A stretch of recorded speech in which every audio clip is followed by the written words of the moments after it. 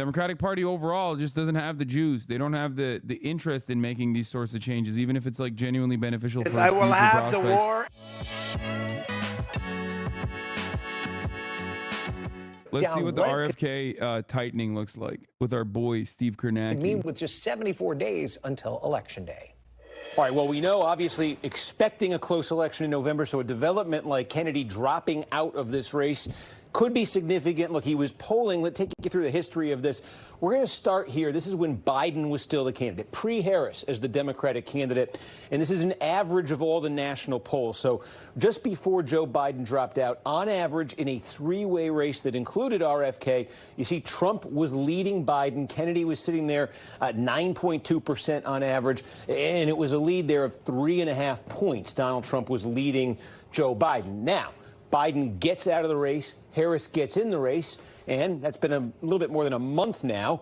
But you see Harris, Trump, Kennedy. A couple things you notice. Number one, in the month since Harris replaced Biden, the Kennedy support's dropped almost in half, now just over 5% on the average. And that Harris support relative to Biden, look at that.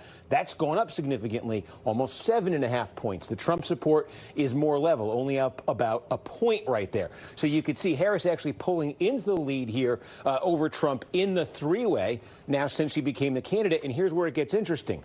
What if, the polling's been out there without Kennedy?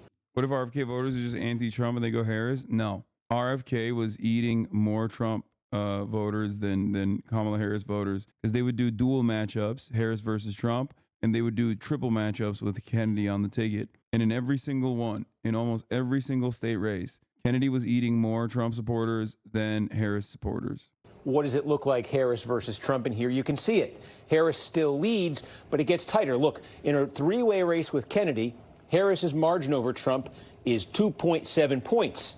Without Kennedy, Harris's margin over Trump is 1.6. It's a little bit. Also, I mean, this is just the average of national polls, so that doesn't really mean anything because we don't have a popular vote. Like, the popular vote doesn't matter in the Electoral College, obviously. But if you were to look at the averages, the averages, like Harris needs to, in order to win, Harris needs to reliably have like 5 points above. Like, the Democrat always needs to have at least 5 points above the Republican in the national averages, in the way that the Electoral College works. Republicans haven't won the popular vote in quite some time. A little bit more than a 1 point tightening of the race with Kennedy out, according to the polls. And like it, these swing states, we talk about them, it's 10,000 votes here, 20,000 votes there. When you're talking about potentially the difference of 1 point, that could be massive. That could be enormous. So certainly that's why the Trump folks are excited to have Kennedy dropping out and getting on board with them. Now, the other thing, again, you notice here, we showed Kennedy support dropping.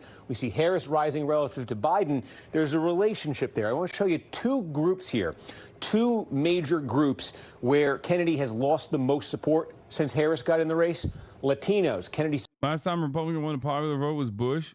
Second time around. Support has dropped by 9 points with Latinos. Meanwhile, Harris's relative to Biden is up 12 with Latinos and younger voters. Kennedy's support has dropped 8 points with them since Harris became the Democratic candidate. Meanwhile, her support relative to Biden's up 17%. Why is that? 9/11. He didn't even win the popular vote in the first time. Since the 90s, the Republicans have won the popular vote one time, dude, in 30 years. Isn't that crazy? So there's been a relationship there. Harris has surged in part because she's taken votes that Kennedy had been getting. Now some of those remaining Kennedy votes may be a little more Trump friendly. We'll see if they transfer over. Thanks for watching. Stay updated about breaking news. Why are the Dems so confident they'll win if they don't even have enough margins in the popular votes? I don't know. I've been saying that they shouldn't be. If it helps, the Electoral College bias isn't that high anymore. Florida, New York, and Cali are all going right trending, and so the EC bias will be closer to 2 to 3 estimated this year. Also in the swing states, it is estimated that if everyone voting RFK still vote, Trump gains 0.4 to 0.7%. If most don't vote or go to another third party, Harris could even gain. Do you think there will ever be a time when we get rid of the Electoral College?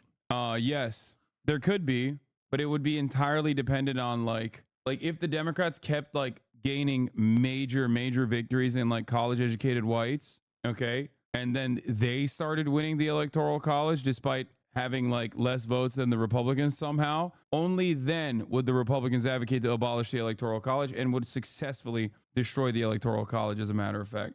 Nothing will ever fundamentally change in this country unless it benefits the Republicans' chances of winning elections. As long as the Electoral College still benefits the Republicans by 1 point, 2 point, 3 point, no matter what, they will keep that shit.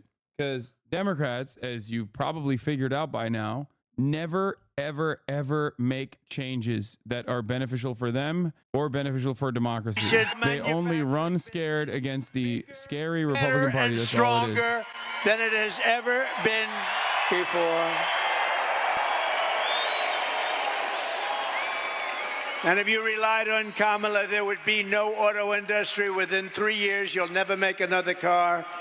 When I am back in the White House, we will pass large tax cuts for our workers, and there will be, as I said, no tax on If the Dems had DC and PR as a state, then the Electoral College would start shifting in Dems' favor.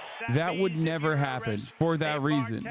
The Republicans would never allow that to tips happen. will be 100% yours to keep. You will no longer be harassed by your government. And I will fight for and protect your Social Security and your Medicare with no cuts and no changes in age. So We're you just not have going to any move center it left up. party They want wants to move it up nuances in 5 media years. We're ownership? not doing it. Darling, when do we get our Social Security? Well, they just moved it up 5 years. You're not going to happen with me. It's going to happen with them. They're going to destroy your Social Security. And we will have no tax on Social Security benefits for seniors.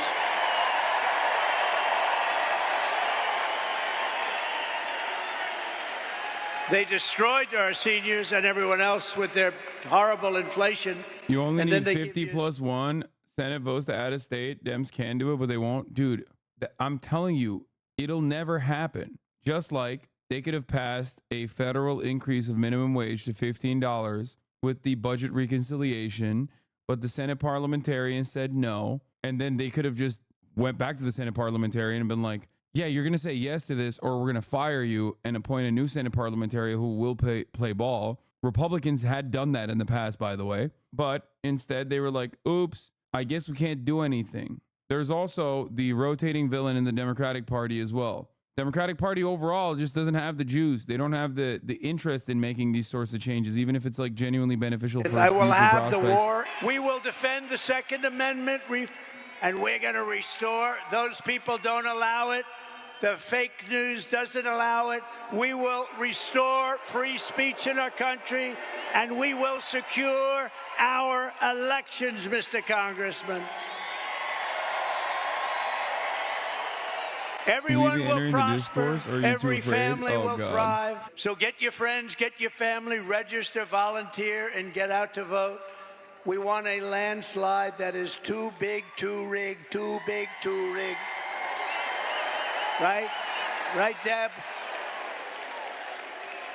On November 5th, we will save our country. We will save our economy. We will rescue our middle class. We will reclaim our sovereignty and restore our borders. We will put America first, and we will take back our country. And together, we will make America powerful again. We will make America wealthy again.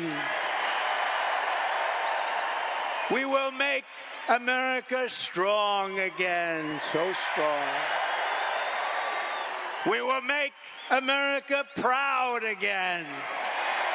We will make America safe again. We will make How do some people not see this as pure fear mongering? Are they just so confirmation bias called brainwashing? They don't see it? Yes. I mean, Democrats do this too. If you are, oftentimes you're just engaging in like some level of team sportsmanship. Democrats literally use this man to fearmonger for 4 days. Yeah, which I don't think is a even solid way to run a campaign. It's running into the same mistakes in 2016 as well. Like, it's worrisome. They undid the work to make him weird and made him scary again. That, yes, but also, not only did they make him scary and not weird, okay? They made him scary again. But also, beyond that, I swear Kamala Harris hired all of Hillary's 2016 consultants in 2020. I'm getting the same vibe now. Are you a Trump fan or a Kamala fan? I'm a fan of nobody. Okay. Like the Republicans obviously hammer on like culture war narratives and engage in a steady diet of fear mongering. And it's actually terrifying because once translated into legislation, it's like truly awful, horrific shit. Like I could fear monger about the top of the hour ad break, you know?